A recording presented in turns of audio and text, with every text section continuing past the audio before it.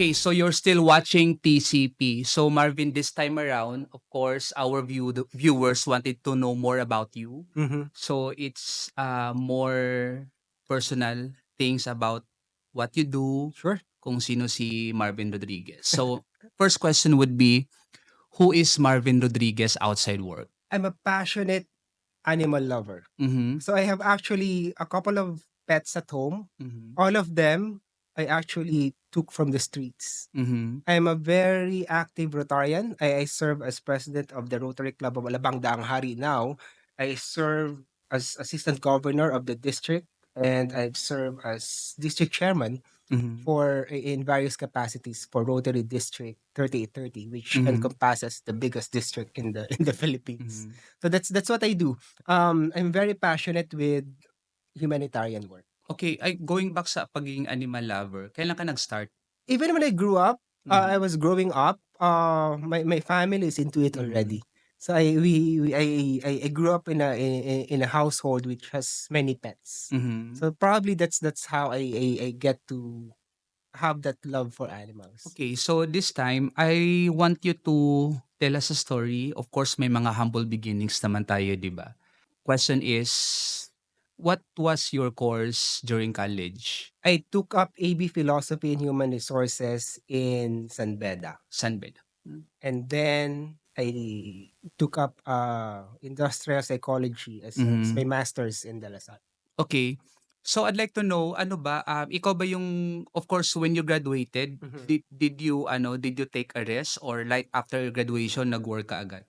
Right after graduation, nag-work agad ako. Remember that in school there are I'm very active when it Mhm. comes to extracurricular activities. So I Okay. get to build my network as early Mhm. as that time. So hindi na ako nahirapan humanap ng work. A week after graduation, I already have work. Kasi nga 'di ba, sabi sabi mo nga, parang during your third year college 'di ba, somehow Mm. parang nag-a-assist ka na sa isang company? I was actually the founding president of the Junior Philippine Society for Training and Mm. Development.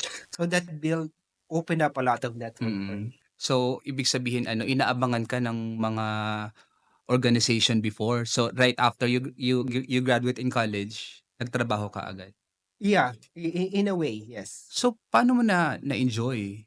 Of course 'di ba 'pag like nowadays kasi, right There after are your graduation 'di ba minsan nagpahinga ka pa kasi siyempre you'd been studying for like 5 years or 4 years. 4 years. There are different ways to enjoy kasi eh. Mhm. And a lot of people would find enjoyment or happiness in Mhm. different things.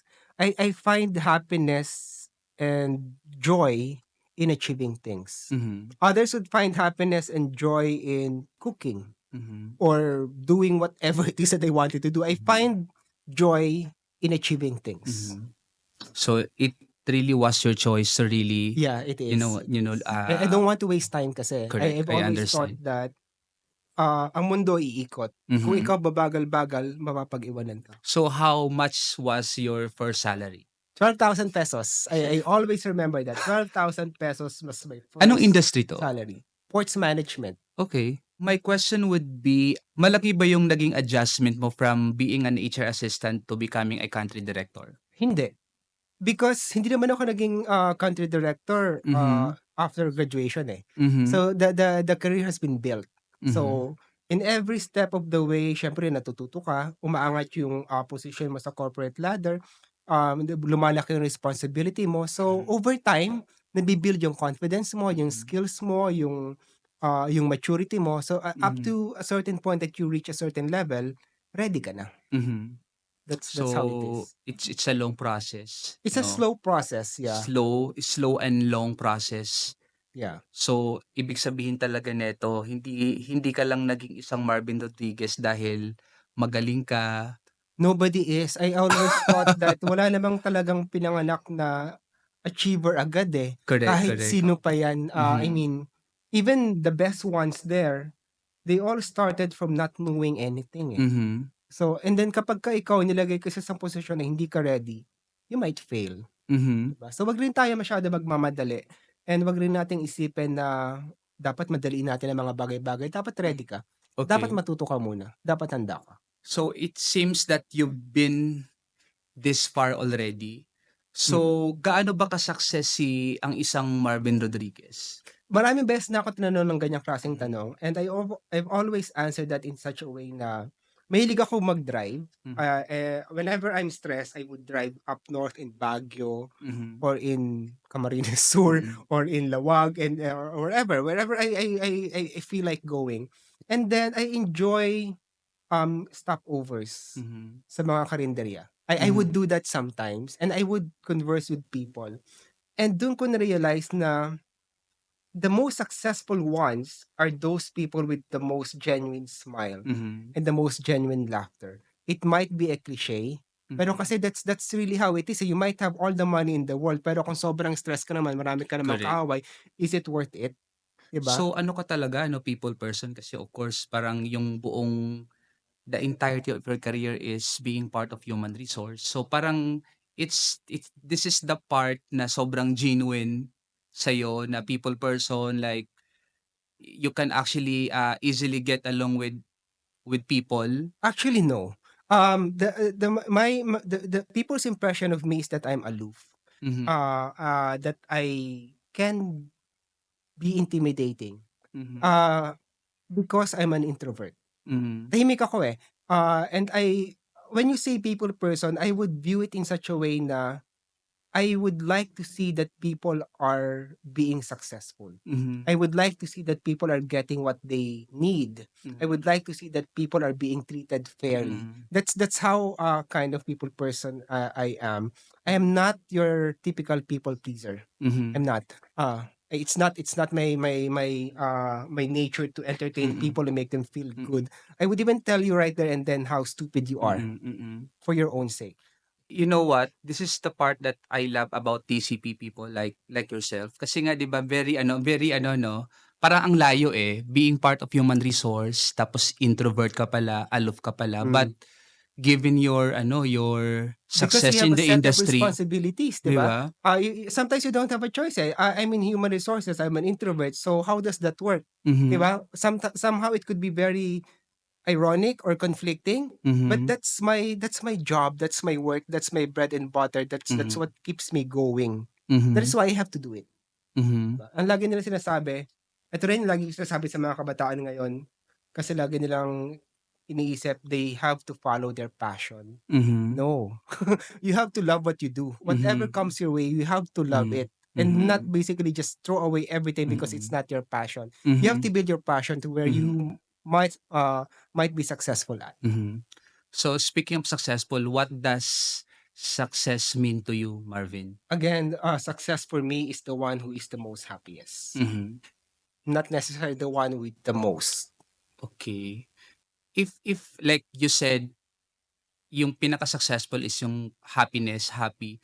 Paano ba pasayahin ng isang Marvin Rodriguez? That would be very complicated.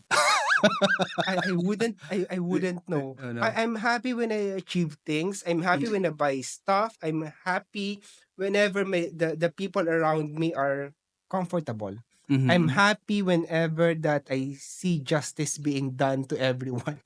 I'm Mhm. happy when I see my taxes are working for everybody. Mhm. So it's a different set of happiness Mhm. probably.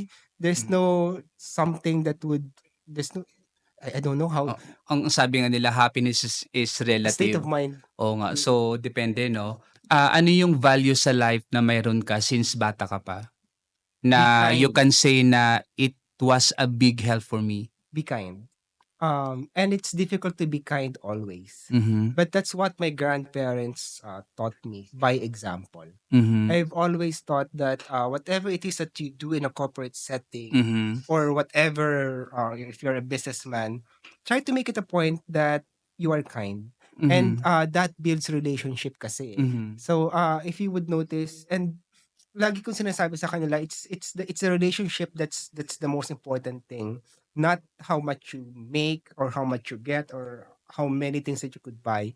And I know that it's very difficult to understand because Mhm. people who have not achieved a certain thing in life that they Mhm. wanted to would focus on that eh. Mhm. Hindi nila maintindihan yung other aspect of what others might be trying to say because sometimes when let's say somebody like for example Bill Gates, one Mhm. of the most richest person in the world, would say something that's quotable, or Warren Buffett would say something that's quotable.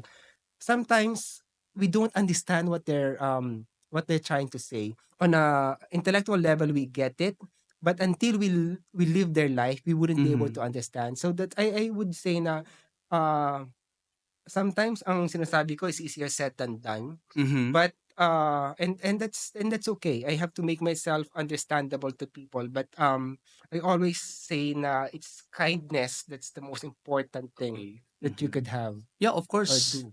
I can also attest na you're kind kasi bringing Coronis Health in the Philippines, you were able to give jobs Yeah. to a lot of Filipino people, 'di ba? I And think that's that's the reason why unique. I go back. Mm. I went back to the Philippines. Remember that prior to Coronis, I am an expat living in Thailand, Mhm. and I love it there. Mhm. The people are nice. The food is very good. Mhm. Traffic is also the same as Mhm. ours, but I'm enjoying my life there. But there comes to a point that you have to go back to your own country and Mhm. do what you can to make sure that you're able to help or Mhm. add a little bit of something to nation building. And Mhm. that's why I'm back. Mhm. Then I'm here for the last 6 years. So, thank you.